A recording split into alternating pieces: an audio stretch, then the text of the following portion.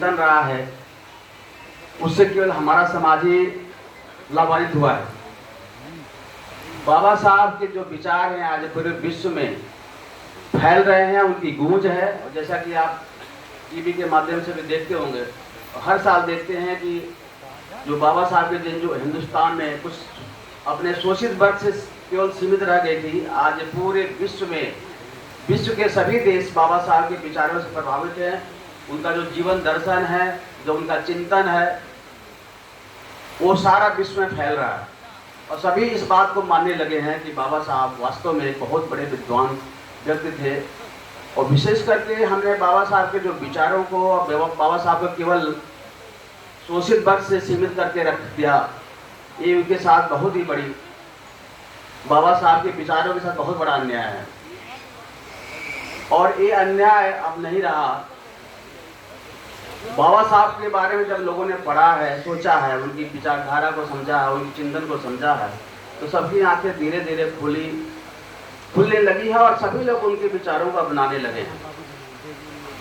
हम लोगों ने बाबा साहब को केवल एक संविधानविद के रूप में, एक संविधान निर्माता के रूप में, शोषित वर्ग के उद्धारक के रूप में ही सीमित कर रखा है, जो कि उनके साथ बहुत बड़ा अन्याय है। बाबा साहब ने संविधान में जो जितने आपके अधिकार, मूल अधिकार दिए हैं, और जो भी समता और समानता का अधिकार जो आर्टिकल 14 में आपको दे रखा है, ये केवल शोषित वर्ग के लिए नहीं है, ये सर्व समाज के लिए है।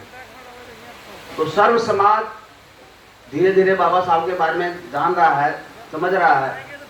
और आप देख रहे हैं कि यद्यपि यहाँ पॉलिटिकल बातें करने की बात नहीं है, लेकिन इतना जरूर समझने की बात है तो जो बाबा साहब के विचारों से बहुत दूर था, उसके बहुत नजदीक आ रहा।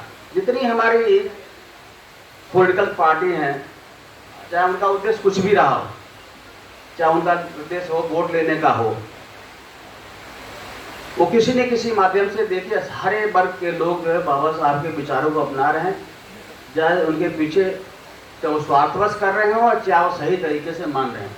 लेकिन अगर 100 लोगों ने भी किसी स्वार्थ से उनको माना, तो समझिए कुछ तो कुछ उसमें ऐसे ही लोग होंगे जो बाबा साहब के विचारों को वास्तविक रूप से मान रहे हैं और उनके सिद्धांतों पर चलने की कोशिश कर रहे हैं।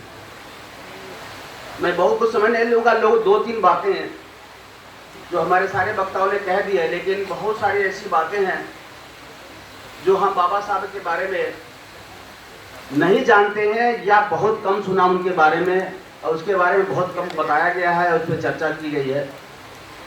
जो हमारा एक इतना विशाल और इतना समृद्धशाली और शक्तिशाली भारत जो हमारे सामने है, जो स्वतंत्रता के बाद या पहले जितनी हमने तरक्कियां करी हैं, उन तरक्कियों में बाबा साहब का चिंतन, बाबा साहब की सोच और बाबा साहब के प्रयास बहुत काम आए हैं। आज हम इतनी तरक्की पे पहुंचे हैं, उसमें हर कदम पे बाबा साहब का योगदान रहा है, चाहे वो सामाजिक समरसता की बात हो, चाहे पॉलिटिकली हो, और चाहे आर्थिक रूप से हो, और चाहे महिलाओं का उद्धार हो, सभी में बाबा साहब ने बहुत बड़ा योगदान किया है। स्वतंत्रता के पहले मैं 1-2 घटनाएं आपको बताना चाहूँगा। 1942 से 46 के बीच में जब बाबा साहब वायसराय की एग्जीक्यूटिव कमेटी के मेंबर थे, लेबर मेंबर के रूप में, उस दौरान उन्होंने बहुत सारे काम किए जिनकी चर्चा होना बहुत जरूरी है, उसके बारे में जानना भी जरूरी है। बाबा साहब जब लेबर मेंबर के रूप में उसमें कमेटी में थे, तो उस समय देखिए केवल हम तो केवल संविधान निर्माता के रूप में उनके बारे में चर्चा करते हैं, लेकिन बहुत सारे योगदान है जो हम उसके बारे में नहीं जानते हैं। उसी में से कुछ मैंने भी पढ़ा, मैं आपको बताना चाहूँगा। 1942 से 46 के बीच में जब मेंबर थे, तो बाबा साहब ने अपने हिंदुस्तान के लिए कमेटी में प्रस्ताव रखा था, water resource management and electricity. इसके क्षेत्र में बाबा साहब ने बहुत बड़ा काम किया। आपको